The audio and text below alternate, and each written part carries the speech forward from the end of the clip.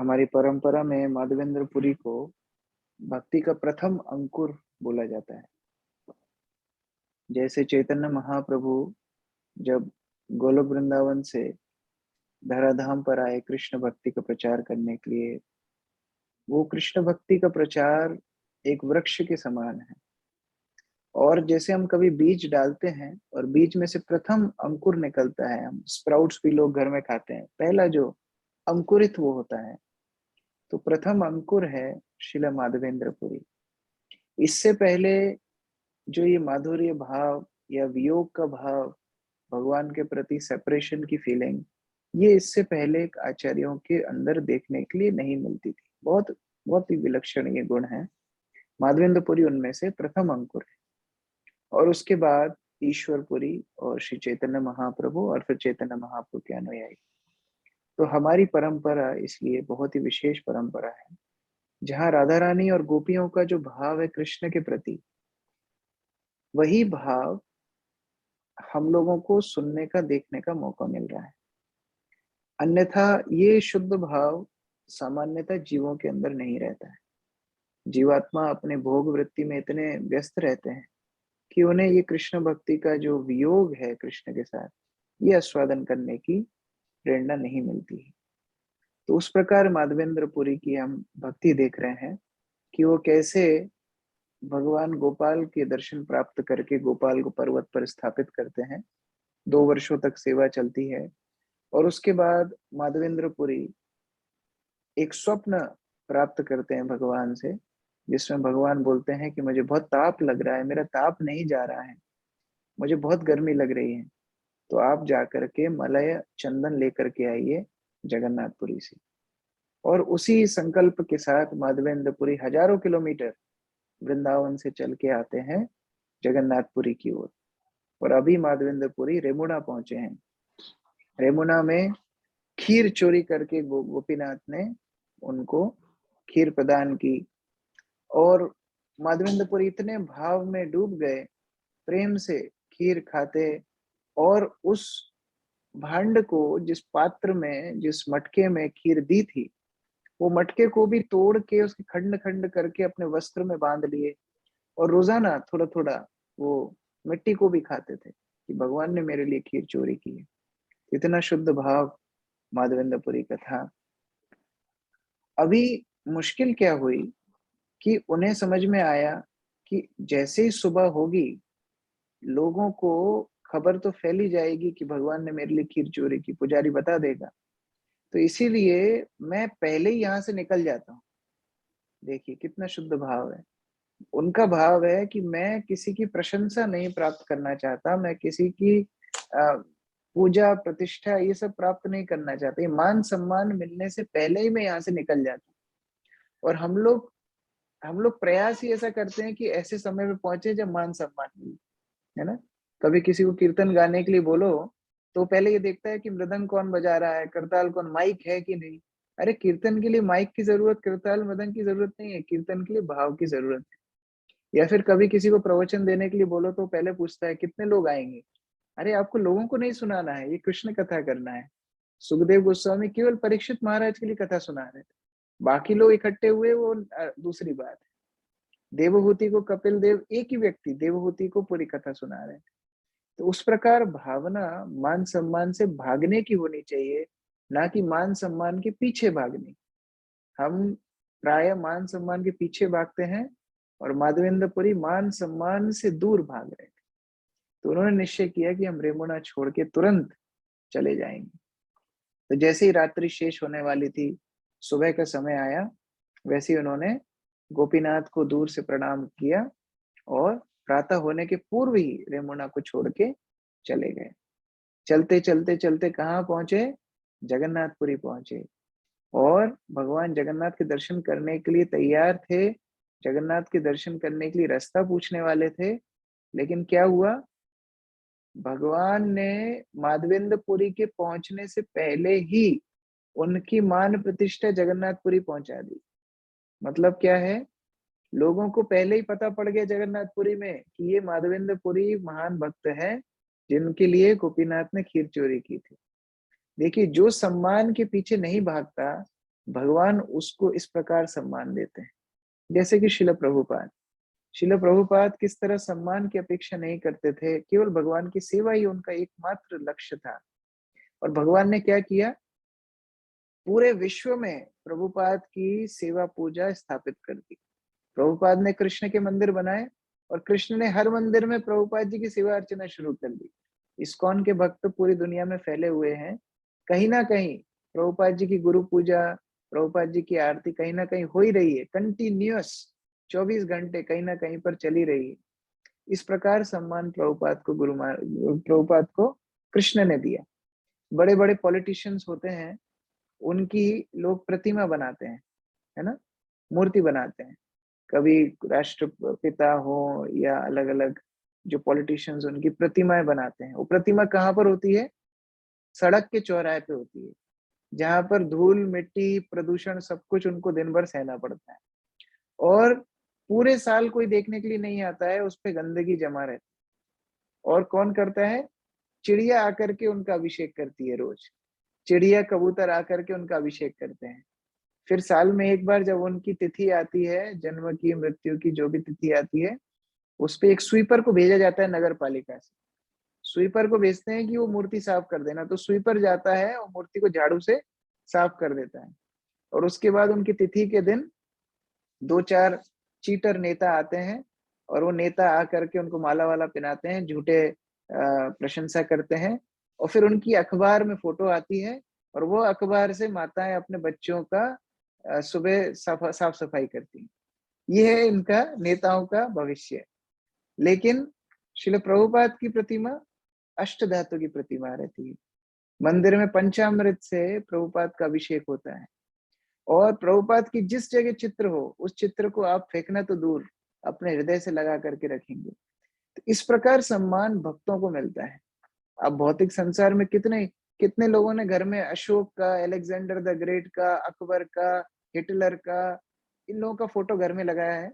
किसी ने नहीं लगाया है। लेकिन आप में से अधिकांश लोगों के घर में शिल प्रभुपाद का फोटो होगा।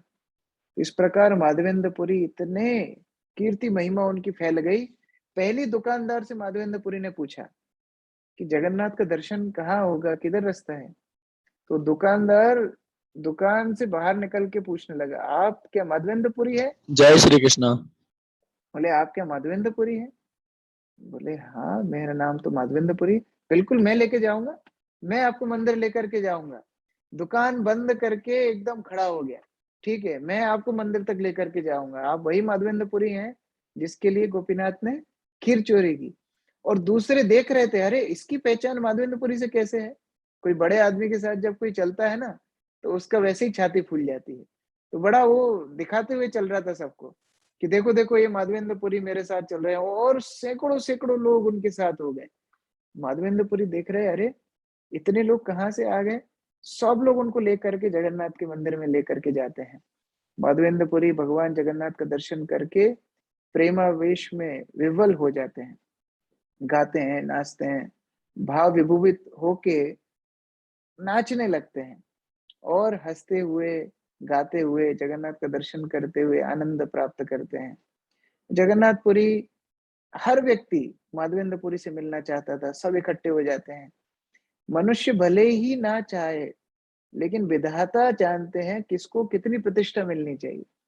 तो भगवान उसी प्रकार से माधवेंद्रपुरी को प्रतिष्ठित कर देते हैं। अभी सभी लोग तैयार हो जाते हैं माधवेंद्रपुरी को सेवा करने के लिए।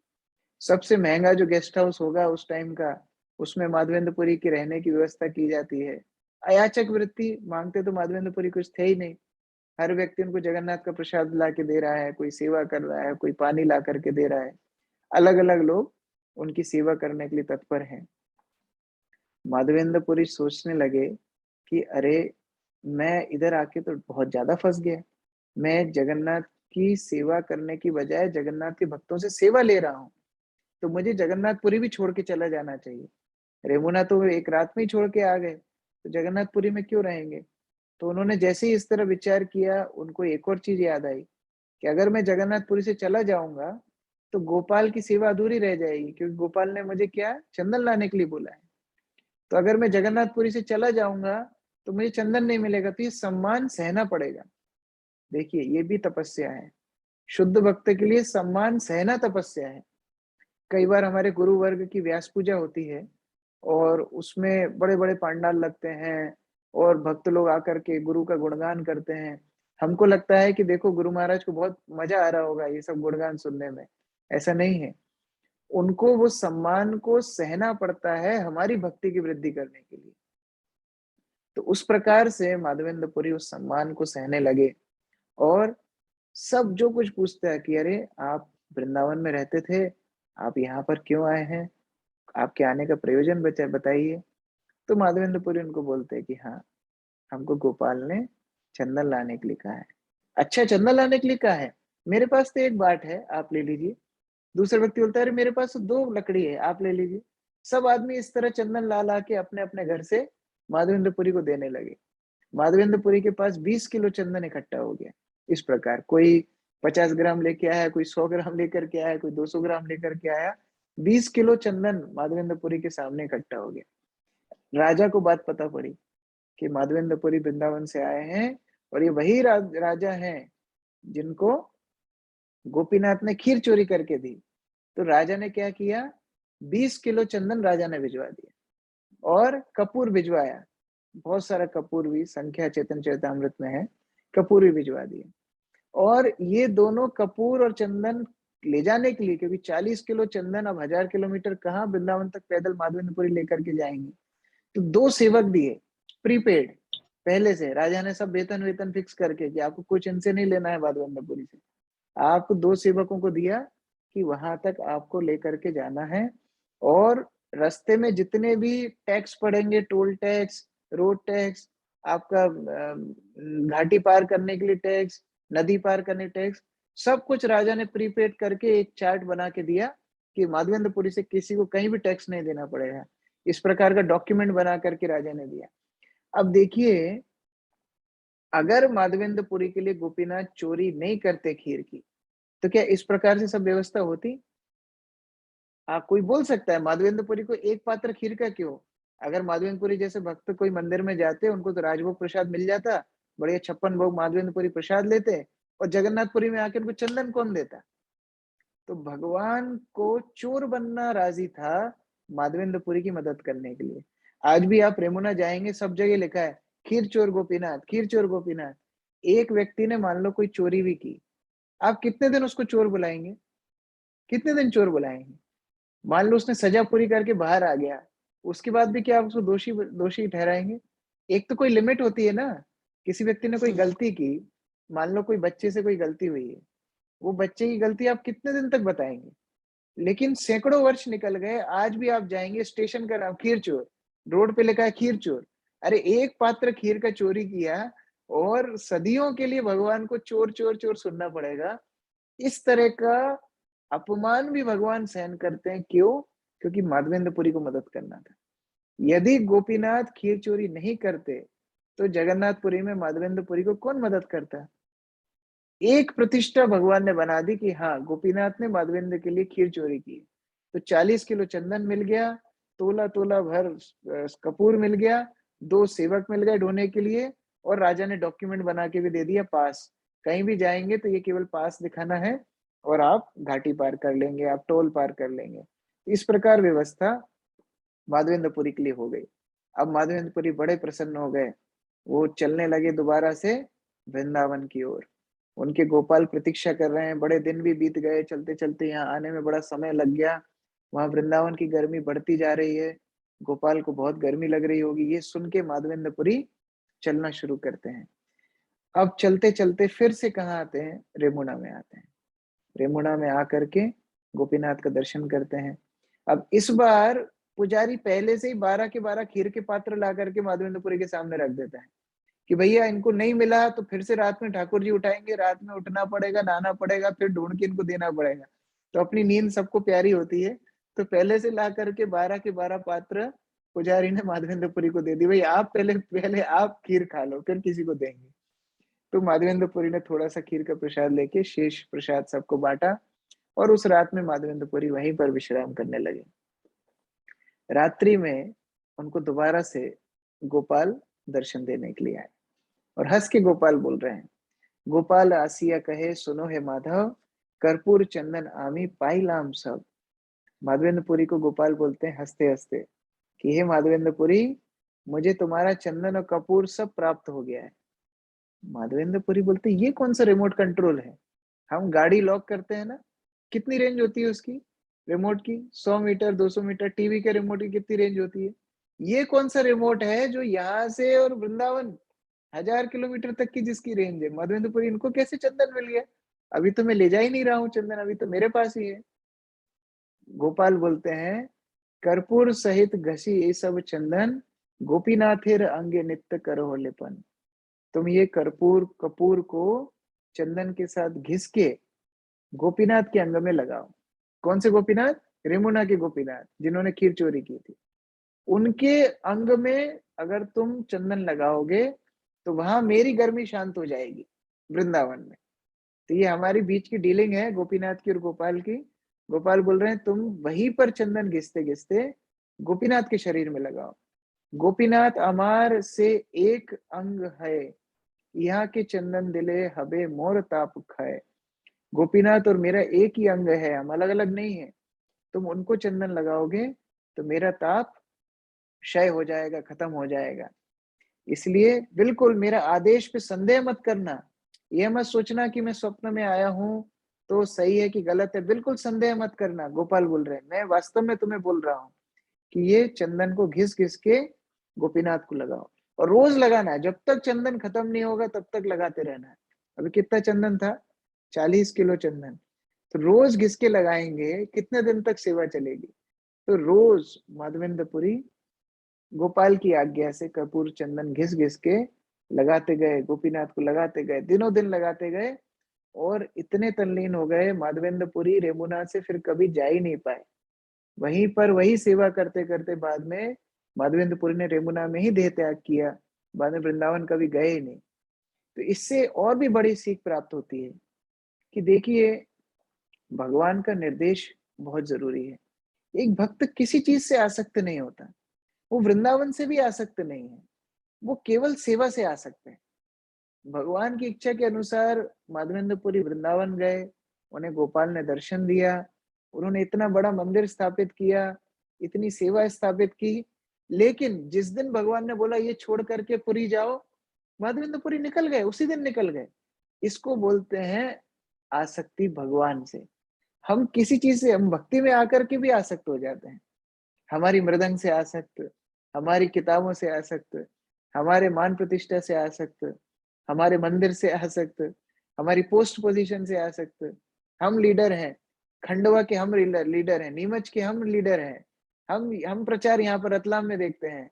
नहीं नहीं, इस प्रकार भावना नहीं रखना है। क्या भावना रखना है? सेवा की भावना रखना है। आज भगवान हमें इस प्रकार से सेवा देना चाहते हैं, हम वह सेवा करेंगे। कल को भगवान हमें कोई और सेवा देंगे, हम वह सेवा करेंगे।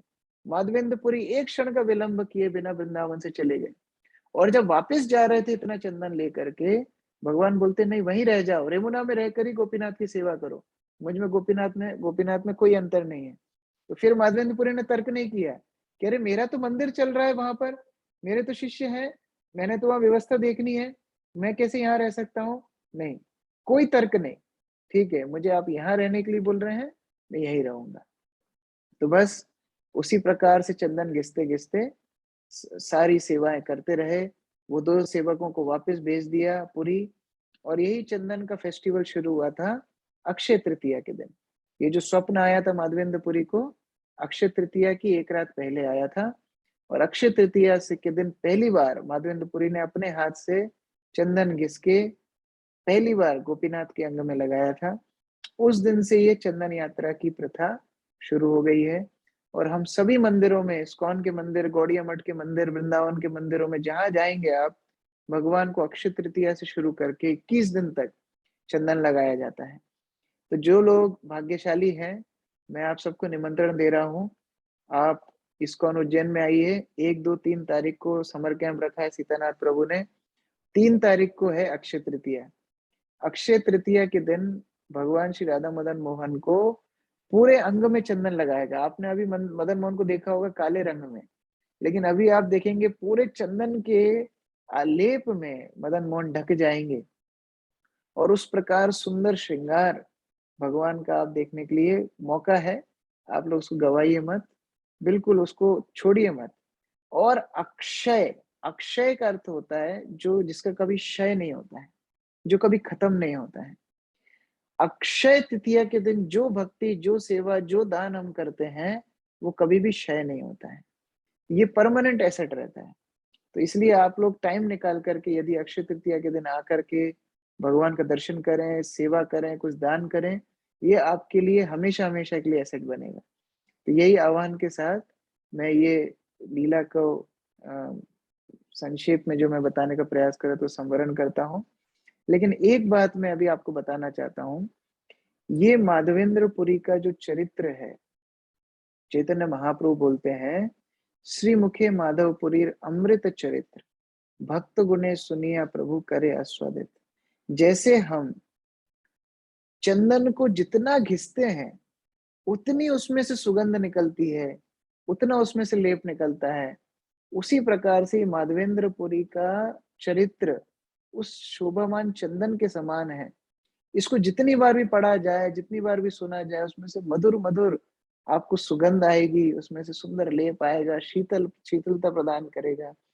तो आप लोग घर में चैतन्य चरितामृत में मध्य लीला में चतुर्थ अध्याय है माधवेंद्रपुरी का, आप उसको पढ़िए और ये आस्वादन कीजिए कि किस प्रकार माधवेंद्रपुरी की कहानी श्री चैतन्य महाप्रभु स्वयं बता रहे हैं और बार बार बोल रहे हैं भक्तों को। भगवान बोल रहे हैं, प्रभु कहे नित्यानंद करो विचार, पूरी सम भाग्यवान जगत नहीं यार। चैतन्य महाप्रभु बोल रहे हैं, नित्यानंद थोड़ा विचार करके देखो, सोच के देखो कि माधवेंद्रपुरी जैसा भाग्यवान कोई भी नहीं है, पूरे जगत में कोई भाग्यवान नहीं है। क्यों नहीं है? दुग्ध दान छले कृष्ण जारे देखा दिलो, 3 बारे स्वप्न आसी जार अज्ञात गईलो। एक बार तो भगवान स्वयं प्रकट होके दूध का पात्र उनको दे करके गए थे गोविंद कुंड पे, और उसके बाद 3 बार सपने में आए और पर्सनल आज्ञा दिया क्या करना है। 3 बार कब कब आए, कौन बताएगा? 3 बार स्वप्न में कब कब आए? हरे कृष्ण प्रभु जी। कृष्ण प्रभु जी। हाँ बताइए। खीर, पहले खीर चुराने में चंदन। ना ना, खीर चुराने में तो स्वप्न नहीं था, वो तो साक्षात आए थे। चंदन कुंज में दबे हुए थे तो वहां से निकालने के लिए सपने में आए थे। हाँ, पहला था जब कुंज में फंसे हुए थे, वहां से निकालने के लिए फर्स्ट स्वप्न। सेकंड स्वप्न में मुझे गर्मी लग रही है तो मेरी गर्मी शांत करने के लिए आप चंदन लेकर के आओ, सेकंड स्वप्न।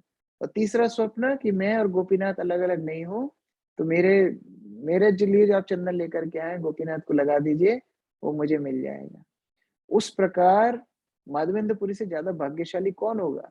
और चैतन्य महाप्रभु रुक नहीं रहे, आगे बता रहे हैं, जार प्रेमे वेश हैया प्रकट होइला, सेवा अंगीकार करी जगत तारीला। भगवान बोल रहे हैं कि माधवेंद्रपुरी का भाग्य देखो, जिनकी सेवा स्वीकार करने के लिए गोपाल पुनः प्रकट हुए। गोपाल माधवेंद्रपुरी को क्या बोले थे? तुम्हारे मैं प्रतीक्षा कर रहा था, तुमसे सेवा प्राप्त करने की मैं प्रतीक्षा कर रहा था, और उनकी सेवा स्वीकार करने के बहाने आए और आज पूरे जगत को दर्शन मिल रहा है। आज पूरा जगत श्रीनाथ द्वारा में जाकर के जो दर्शन कर रहा है वो किसके लिए निकले? माधवेंद्रपुरी के लिए निकले। और आगे बता रहे हैं, जार लागी गोपीनाथ खीर कोइला चोरी, अतएव नाम होइलो खीर चोर करी। और दूसरे विग्रह रेमुना के गोपीनाथ खीर चोरी करे माधवेंद्रपुरी के लिए, और उनका नाम परमानेंट पड़ गया खीर चोर गोपीनाथ। ये भी किसके लिए? माधवेंद्रपुरी के लिए। तो इस प्रकार बहुत पूरी उत्साह के साथ, जैसे मानो महाप्रभु के 5 मुख हो, ऐसे महाप्रभु माधवेंद्रपुरी को ग्लोरीफाई कर रहे हैं, उनका गुणगान गा रहे हैं। भगवान बोल रहे हैं, महादयामय प्रभु भक्त वत्सल, चंदन परी भक्त श्रम करिलो सफल। भगवान बोल रहे हैं कितने दयामय हैं भगवान, भक्त वत्सल हैं कि चंदन स्वीकार करके भक्त का परिश्रम सफल कर दिया। जो माधवेंद्रपुरी इतना कष्ट उठा करके गर्मी में पथ पे पैदल चल के वृंदावन से चल के रेमुना और फिर पुरी गए, भक्त का कठिन परिश्रम सफल कर दिया भगवान ने स्वयं चंदन स्वीकार करके। और पुरी माधवेंद्रपुरी की पराकाष्ठा क्या है प्रेम की, कि अलौकिक प्रेम, भगवान के प्रति इतना प्रगाढ़ प्रेम है कि अपने दुख और विघ्नों का बिल्कुल भी चिंता नहीं किया। और एक प्रमुख चैतन्य चेतावनी के प्रमुख श्लोकों में से एक श्लोक ये है, प्रगाढ़ प्रेमेर ए स्वभाव आचार, निज दुख विघ्नादि ना करे विचार। ये हमको सीखना है। प्रगाढ़ प्रेमेर ए स्वभाव आचार, प्रगाढ़ प्रेम जिनका होता है, ये माधवेंद्रपुरी के लिए चैतन्य महाप्रभु बोल रहे हैं। प्रगाढ़ प्रेम जिनका होता है वो खुद के दुख और विघ्नों का विचार नहीं करते, वो भगवान की सेवा के बारे में विचार करते हैं। इसका प्रमाण क्या है, क्यों ऐसा बोला जा रहा है? परम विरक्त मौनी सर्वत्र उदासीन, जो परम विरक्त था, मौनी था, जो किसी से बात भी नहीं करता, मांगता भी नहीं, चुपचाप बैठ के भजन करता, और दूसरों के साथ ग्राम्य वार्ता होगी, भौतिक कार्यकलापों के बारे में बातें होगी, इसलिए दूसरा व्यक्ति उनके साथ में रहता ही नहीं था, वो अकेले ही चलते थे। ऐसा बाबाजी बैरागी क्या मांगने के लिए गया? चंदन मांगने के लिए गया। हमारे अर्चन पद्धति में सबसे महंगा आइटम दो ही होते हैं, एक चंदन, एक घी। तो चंदन मांगने के लिए गया है, सबसे महंगा आइटम। कौन मांग रहा है? जो खुद के लिए सूखी रोटी भी नहीं मांगता है, ऐसा व्यक्ति चंदन मांगने के लिए गया है। इस प्रकार का प्रेम माधवेंद्रपुरी का भगवान से था। तो इस प्रकार हमको माधवेंद्रपुरी के चरणों में प्रार्थना करनी चाहिए कि जिस प्रकार उन्होंने सारे प्रकार के बंधनों को छोड़ के, त्याग के, किसी प्रकार का रिजर्वेशन नहीं, कोई भी डेविएशन नहीं, केवल एक फोकस है उनकी लाइफ में, भगवान की सेवा कैसे की जाए। उनके जीवन में और कोई आसक्ति नहीं, अपने नियम से आसक्ति नहीं, धाम से आसक्ति कुछ नहीं, केवल भगवान की सेवा से आसक्ति। उसी प्रकार हम भी अपने गुरु वर्ग की, श्रील प्रभुपाद की परंपरा की सेवा कर सकें और अपने भक्तिमय चंदन से भगवान का श्रृंगार कर सकें। भगवान भक्ति को देखते हैं, तो अपनी भक्ति इतनी सुगंधित हो, इतनी शीतलता प्रदान करने वाली हो कि जिससे भगवान प्रसन्न हो। इस प्रकार की प्रार्थना से हम ये लीला को शेष करते हैं। यदि कोई भक्त कुछ बोलना चाहता हो, कुछ पॉइंट शेयर करना चाहता हो या कोई प्रश्न हो तो हम चर्चा कर सकते हैं। जगत गुरु श्री प्रभुपाद की जय, समवेत भक्त वृंद की जय। शांता माता जी, हरे कृष्ण। हरे कृष्णा प्रभु जी, दंडवत प्रणाम। दंडवत प्रणाम।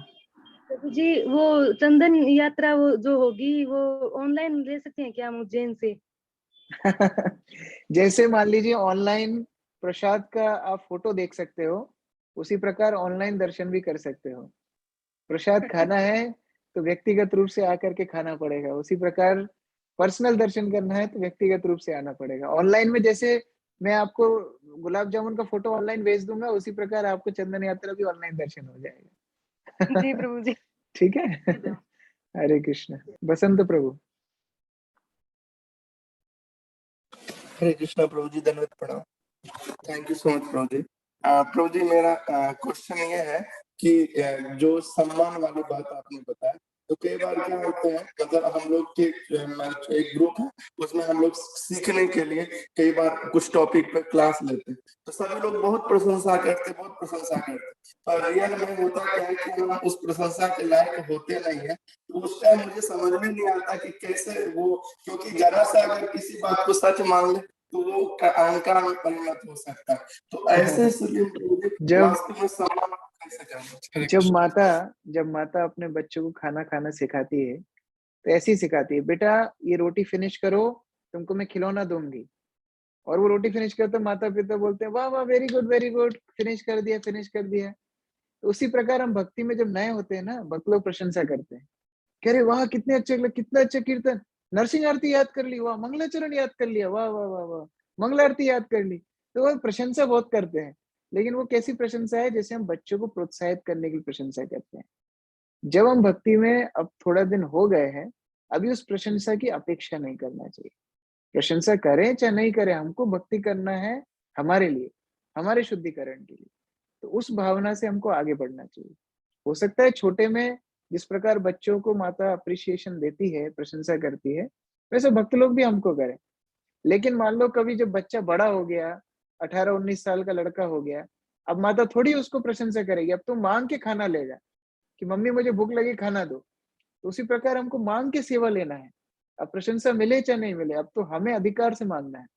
तो उस प्रकार की भावना हमें भक्ति में होनी चाहिए।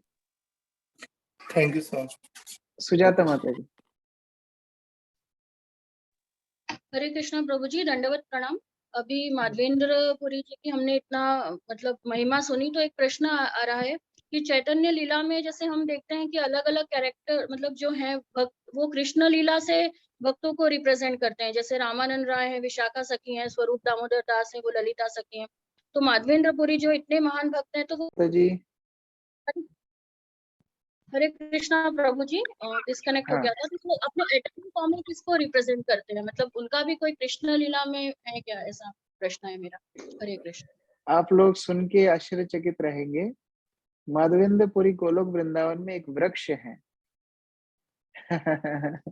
माधवेंद्र पुरी गोलोक वृंदावन में एक वृक्ष है।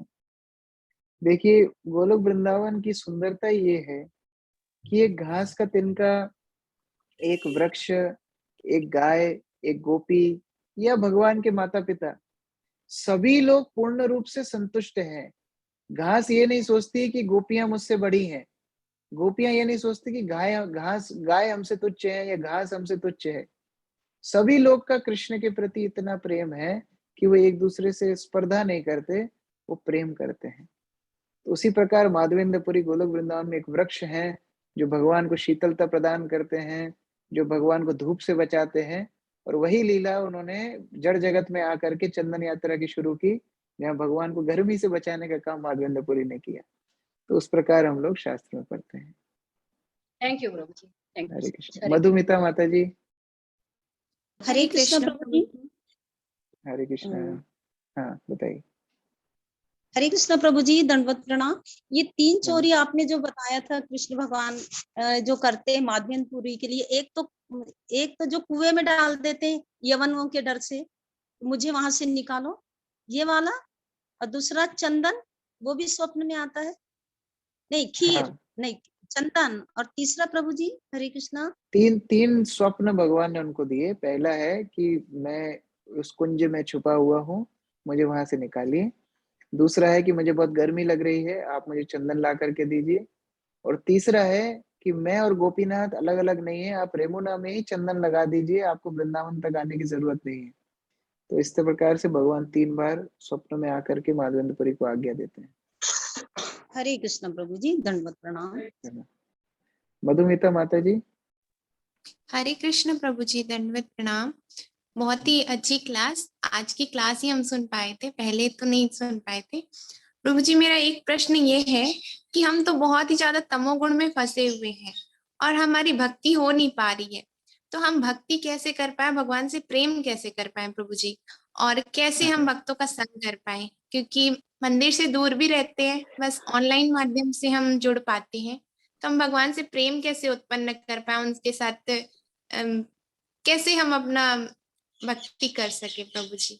हरे देखो, कृष्ण। कभी कभी गांव में कोई सामान नहीं मिलता है, तो क्या करते हैं लोग, जिसका शहर में संपर्क है ना, उससे बोलते हैं आप जब शहर जाएंगे ना, हमारे लिए सामान लेकर के आना।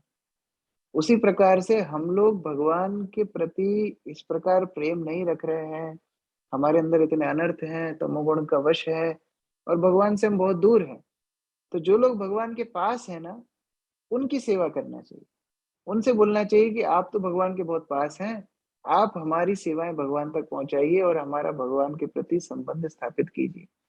तो जो भक्त लोगों से आप कनेक्टेड हैं, जो भक्त लोग आपको प्रचार कर रहे हैं, उनसे पूछना चाहिए कि प्रभु जी हम लोग क्या सेवा कर सकते हैं, हम लोग इतने दूर रह रहे हैं मंदिर से, आप हमको एंगेज कीजिए, कुछ सेवा दीजिए। वो लोग आपको जो सेवा देंगे उसके माध्यम से आप भगवान को सेवा कर सकते हैं। तो ये है परंपरा। हर व्यक्ति भगवान के सामने नहीं जाता। अभी मैं गोलोक वृंदावन के बारे में बता रहा था, हर व्यक्ति राधा कृष्ण के पास नहीं जाता। राधा कृष्ण के पास 8 सखियां जाती हैं, उसके बाद मंजरियां रहती हैं, फिर बाकी सखियां रहती हैं। किसी किसी का काम होता है केवल पान बना के देना, वो राधा कृष्ण के पास कभी जाएगी नहीं, वो केवल पान बना के किसी के हाथ में देगी। वो जाके मंजरी के हाथ में, मंजरी जाके ललिता के हाथ में, ललिता देवी राधा रानी के हाथ में, राधा रानी कृष्ण के हाथ में देगी। तो ये होती है परंपरा सिस्टम। तो उसी प्रकार से हम हो सकता है इतने शुद्ध ना हो कि हम भगवान के डायरेक्ट प्रेम रख सकें, सेवा कर सकें। लेकिन जो भक्त लोग हमको गाइड कर रहे हैं, जो लोग भक्त लोग भगवान के प्रिय हैं, ऐसे भक्त लोगों से हमको रिक्वेस्ट करनी चाहिए कि आप हमको सेवा दीजिए, आप हमको बताइए हम आपको कैसे प्रसन्न करें, क्योंकि आपको प्रसन्न करने से हम भगवान को प्रसन्न कर पाएंगे। तो उस तरह परंपरा के माध्यम से भगवान को खुश करना चाहिए। ठीक है। जी प्रभु जी।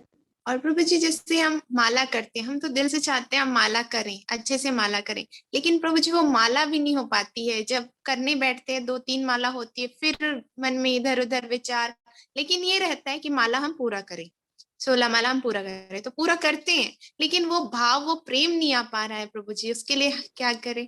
ठीक है, उसका वो तो कम से कम नियमित रूप से माला करना चाहिए। जब करते करते जब के प्रति आसक्ति होती है।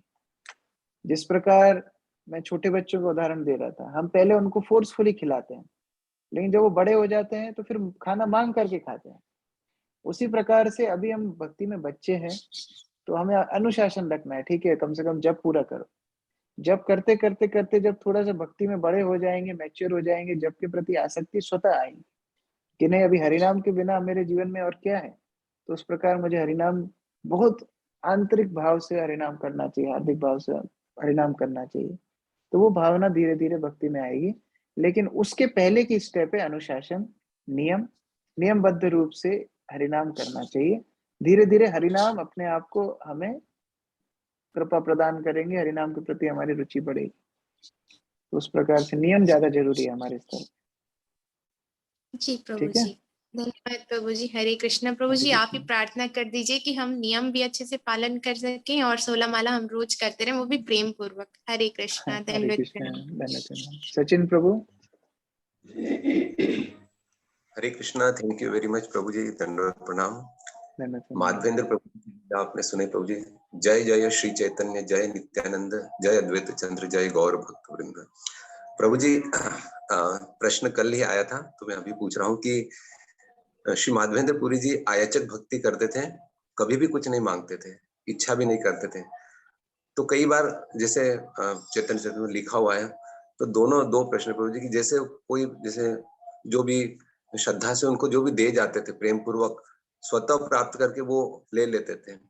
और एक और इसके रिलेटेड प्रश्न है, जब महाप्रभु के अनुयायी भिक्षाटन करने के लिए जाते थे तो जो भी मिलता था वो ग्रहण करते थे। तो प्रभु जी इसमें जैसे मान लो कि माधवेंद्र पुरी जी को कोई देखे तो रेडी बना हुआ, तो मतलब वो परम शुद्ध भक्त है, मैं कुछ भी नहीं, लेकिन हम इसको किस प्रकार समझे कि वो कुकिंग करके ऑफर करके खाते थे या फिर डायरेक्टली भी जो प्रेम पूर्वक श्रद्धा पूर्वक देके जाते थे, क्योंकि इसमें है कि उन्हें जो भी देके जाते थे प्रेम पूर्वक तो उसे ग्रहण करते थे, लेते थे। तो मेरा प्रश्न यही है कि इसमें दो विचार हैं। पहली बात तो आज से 500 साल पहले हमारे जैसे लोग नहीं थे।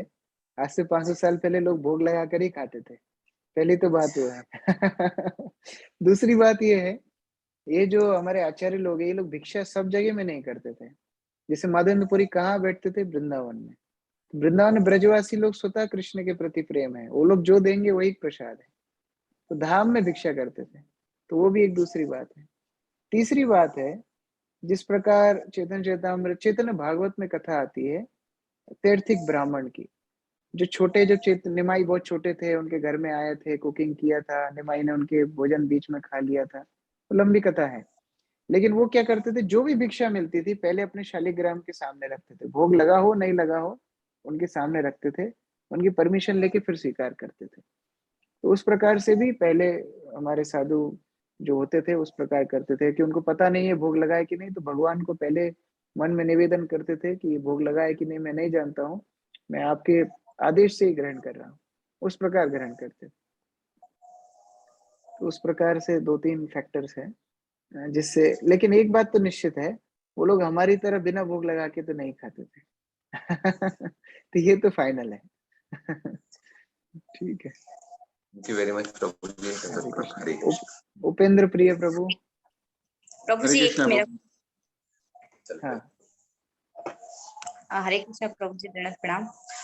प्रभु जी जैसा बता रहे थे कि अक्षय तृतीया के दिन भगवान जी को चंदन लगाया था, तो प्रभु जी हम भी हमारे यहाँ भगवान जी को चंदन लगा सकते हैं? हाँ बिल्कुल लगा सकते हैं। पर फोटो है प्रभु जी। हाँ ऊपर सिर में लगा सकते हैं, भगवान के सिर पे चंदन लगा सकते हैं फोटो में। Okay Prabhu ji, thank you. हरे कृष्णा। हरे ठीक कृष्णा है, प्रभु जी, ओपन। धन्यवाद। हरि बोल, धन्यवाद। प्रभु जी ऐसा लग रहा है जो आज आपका प्रवचन का तीसरा दिन है, तो ऐसा लग रहा है जो कंटिन्यू हम सुनते रहे, खत्म ही नहीं हो, लेकिन समय की और पाबंदी रहती है। Thank you very much. मेरा प्रश्न ये था प्रभु जी, जैसे हमारा जो परिचय है वैष्णवों का, जो हम परिचय देते हैं, जो हम मध्व गौड़ीय ब्रह्म संप्रदाय, तो इसका जो ब्रह्म संप्रदाय का जो प्रचारक है, हम माधवाचार्य को जानते हैं, तो हम उनके बारे में जो लीला है, ये हमें थोड़ा सा जानने की जरूरत भी है और हम जानते भी नहीं है। तो माधवाचार्य के विषय में बताने के लिए अभी 2-3 मिनट में तो नहीं बता पाऊंगा, वो उसके लिए फिर एक सेशन रखना पड़ेगा, वो कभी और बताएंगे। लेकिन माधवाचार्य 4 प्रमुख आचार्यों में से एक हैं, 4 संप्रदायों के जो 4 आचार्य हैं, उनमें से माधवाचार्य एक हैं। वो हनुमान जी के शक्ति प्राप्त किए हैं, पवन देव की शक्ति प्राप्त किए हैं, भीम की शक्ति प्राप्त किए हैं। इस प्रकार बहुत सारी शक्तियों के आवेश उनके शरीर में थे, और उन्होंने उडुपी मठ की स्थापना की और द्वैतवाद को उन्होंने दर्शाया। द्वैतवाद मतलब क्या होता है? अद्वैतवाद मतलब होता है जो मायावादी बोलते हैं, हम और भगवान एक ही है, भगवान और हम एक ही है, हम मर जाएंगे तो भगवान में विलीन हो जाएंगे, ये द्वैतवाद, ये अद्वैतवाद। माधवाचार्य ने द्वैतवाद की स्थापना की, इसलिए उनके जितने चित्र देखेंगे उन्हें ऐसे 2 उंगली दिखाया है। 2 उंगली का मतलब क्या है? द्वैतवाद, भगवान और हम अलग है, भगवान हमेशा मालिक रहेंगे, हम हमेशा सर्वेंट रहेंगे, हमारा कर्तव्य है मालिक की सेवा करना। तो ये सिद्धांत स्थापित किया माधवाचार्य ने, ठीक है। और ये तो संक्षिप्त में है, कभी विस्तार से हम और कभी सुनेंगे। जी, आपसे रिक्वेस्ट हमें इसके, थैंक यू। कोमल माता जी। हरे कृष्ण प्रभु जी, दंडवत प्रणाम। मैं तो अभी क्लास से आई और वैसे तुरंत मैंने वापस लगाई कल 10 मिनट। तो ये रिकॉर्डिंग में बोले थे कि कहाँ मिलेगी जो आपकी कथा की रिकॉर्डिंग, जिसे मुझे सुनना हो तो? मेरी रिकॉर्डिंग सुनने की जरूरत नहीं है। आप YouTube में जाएंगे, चंदन यात्रा कथा टाइप कीजिए, चंदन कथा यात्रा, चंदन यात्रा कथा इस्कॉन, तो बहुत सारे सीनियर वक्तों ने इसके ऊपर लेक्चर दिया है, तो उनका आपको रिकॉर्डिंग मिल जाएगा YouTube पे, ठीक है। प्रभु जी आपका चाहिए तो मेरा हरे जरूरी नहीं कृष्णा, है। आपका चाहिए तो डाल दीजिए ना इसी में। ठीक है, देखते हैं। हरे कृष्ण। हरे कृष्ण। 3 दिन का पूरा डाल दीजिए, 3 दिन का जो हो जाएगा पूरा। प्रभु जी इतना कष्ट कीजिए, थोड़ा सा डाल दीजिए। हरे कृष्ण। ठीक है, विनोद प्रभु। हरे कृष्ण। हरे कृष्ण प्रभु जी, दंडवत प्रणाम प्रभु जी। हरे कृष्ण। एक क्वेश्चन कि माधवेंद्रपुरी जी के समय तो भगवान की कृपा थी, और हम तो कलयुग में हैं अभी, तो हमसे तो ज्यादा अच्छी भक्ति हो नहीं पा रही है, तो हम अपनी भक्ति की रक्षा कैसे करें और भक्ति कैसे बढ़ाएं प्रभु जी? पहली बात तो माधवेंद्रपुरी तो कलयुग में ही थे, आज से 450-500 साल पहले।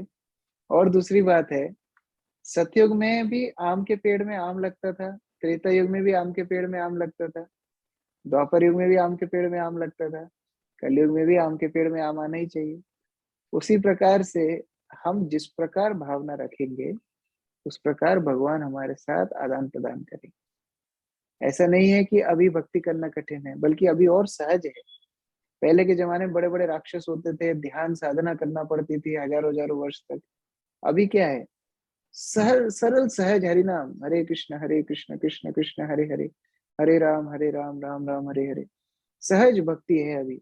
उस प्रकार से यदि विनीत भाव से भगवान को यदि प्रार्थना करेंगे कि भगवान मैं आपका दास बनना चाहता हूँ, भक्त बनना चाहता हूँ, आपका नाम का जप करना चाहता हूँ, तो भगवान उस तरह सब अरेंजमेंट कर देंगे। ये भगवान के ऊपर विश्वास करना चाहिए। लेकिन मुश्किल है कि हम उस प्रकार भगवान से प्रार्थना नहीं कर पाते हैं, इसलिए उस प्रकार का हमें भगवान से आदान प्रदान नहीं मिलता है। तो जिस तरह माधवेंद्र पुरी ने अपनी भक्ति में दृढ़ता दिखाई, उस प्रकार हमको भी अपने स्तर पे दृढ़ता दिखानी चाहिए। जो जब हम कर रहे हैं उसका नियम जो लिया है, दृढ़ता से नियमित रूप से जप कीजिए। गीता पढ़ने का नियम लिया है, गीता पढ़िए। नियमित रूप से आप सब मिलके कृष्ण कथा चर्चा करते हैं, हरि कथा सुनते हैं, हरि कथा सुनिए। इससे हमारी दृढ़ता की परीक्षा होती है, और जितनी हम दृढ़ता रखेंगे भगवान उतना आदान प्रदान करेंगे। तो संभव है, ऐसा नहीं है भक्ति असंभव है। मैं तो कहूंगा कलयुग में और भी ज्यादा सरल है। ठीक है जी, हरे कृष्ण। देवराज प्रभु। हरे कृष्णा प्रभु जी, दंडवत प्रणाम। हरे कृष्ण प्रभु जी, ये कलयुग में जैसे आप बता रहे हैं, तो मैं तो अपनी जिंदगी में ये माधवेंद्र पुरी जी का पहली बार कथा सुन रहा हूँ। मेरे को तो, मैं तो बहुत निरामूर्ख हूँ, मतलब जो पागलों की तरह होते हैं ना, वो कुछ जानते नहीं और भक्ति भी नहीं जानता हूँ, और हमारे यहाँ पे इतनी चर्चा में इन चीजों से नहीं था। तो और सीतानाथ दास प्रभु जी को मैं बहुत बहुत उनका आशीर्वाद प्रदान करना चाहता हूं कि कम से कम सीतानाथ दास प्रभु जी के द्वारा हमको इस चीज की सुनने की लालसा बढ़ी और हमको ये अनुग्रह मिली, और आपके मुखाग्र बिंदुओं से हमें जो ये मिल रहा है। बस इतना प्रार्थना है प्रभु जी कि आप और सीतानाथ दास प्रभु जी कृपा करें कि उज्जैन में मैं आ पाऊं और भगवान के दर्शन कर पाऊं। बस यही है मेरी विनती, बाकी और कुछ नहीं है। हरे कृष्ण प्रभु जी। बिल्कुल राधा मदन मोहन आपको यहाँ बुलाएं, और आपको कभी भी हो गया ना। अरे वो नहीं, आपको कभी भी रिटर्न टिकट ना मिले। हरे कृष्णा, श्री प्रभुपाद की जय। रश्मि माता जी। हरे कृष्णा प्रभु जी, जैसे हम लोग 13 को आ रहे हैं उज्जैन, तो आपसे मुलाकात हो जाएगी? हरे कृष्णा। हाँ, मैं इधर ही हूँ। हो जाएगी प्रभु जी। हाँ, मैं इधर हरे ही उज्जैन में हूँ। रश्मि माता जी। धन्यवाद प्रणाम प्रभु जी। प्रभु जी, बहुत अच्छा लग रहा है आपको सुनकर, और जो स्टोरीज वगैरह आप सुनाते हैं, मेरी बेटी भी सुनती है, उसको भी बहुत अच्छा लगता है।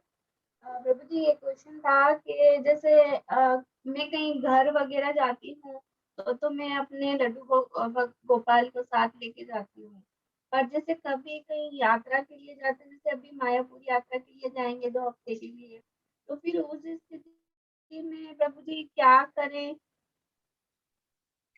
हाँ, आप साथ में भी ले जा सकते हैं, और दूसरा है कि यदि साथ में नहीं ले जा पाएंगे तो कोई रिलेटिव या कोई फ्रेंड जो उनकी देखभाल रख सके, उनके यहाँ भी आप पधरा के आ सकते हैं कि 2-4 दिन आप जब नहीं है तो उनकी सेवा, और इस तरह कोई नहीं है तो आप साथ में लेके आ सकते हैं, कोई दिक्कत नहीं।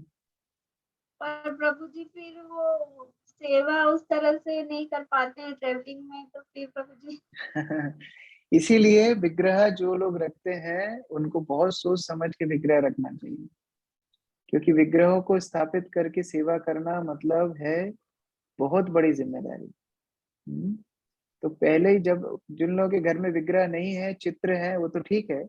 जिनके घर में विग्रह है उनको उस प्रकार से उनकी सेवा भी करनी पड़ेगी। तो या तो आप साथ में लेके जाइए, या फिर नहीं ले जा पाएंगे तो अकेले मत छोड़िए, किसी रिलेटिव के यहाँ या किसी फ्रेंड के यहाँ जो उनकी सेवा कर सके, उनके यहाँ कुछ दिन उनको रख के आइए।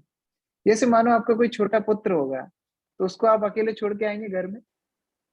कभी नहीं आएंगे। या तो साथ में लेकर के आएंगे, या फिर किसी रिलेटिव के यहाँ, चाचा, बुआ, नानी, किसी के यहाँ तो छोड़ के आएंगे। तो उस प्रकार से भगवान को अकेले नहीं छोड़ना चाहिए। ठीक है? हरे कृष्ण। श्री प्रभुपाद की जय। समवेत भक्तवृंद की जय। श्री चैतन्य महाप्रभु की जय। श्री माधवेंद्र पुरी की जय। ग्रंथराज श्री चैतन्य चेतामृत की जय। बताई गौर प्रेमानंदे। हरि हरि।